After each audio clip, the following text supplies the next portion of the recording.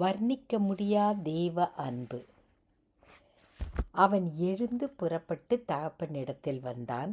தூரத்தில் அவன் வரும்போதே அவனுடைய தகப்பன் அவனை கண்டு மனதுருகி ஓடி அவன் கழுத்தை கட்டிக்கொண்டு அவனை முத்தம் செய்தான். லூக்கா 15:20. தந்தை மகன் என்ற இந்த உறவு இந்த இடத்தில் நமக்கு ஒரு உதாரணமாக கொடுக்கப்பட்டுள்ளது. நமக்கும் தேவனுக்கும் இருக்கிற உறவையே காட்டுகிறது.